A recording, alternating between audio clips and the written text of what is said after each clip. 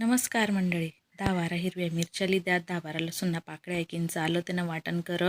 5-6 उकडेल बटाटा, चमच्यावरील मासा मी मॅश कर लिदात. गॅसवर कढई ठी, एक पळी तेल टाक, मोहरी टाकी, जिरं टाक, हिरवी मिरचीनं वाटण, हिंग, कढीपत्ता टाका आणि धना पावडर, हळद टाकीसन परताय लिदं.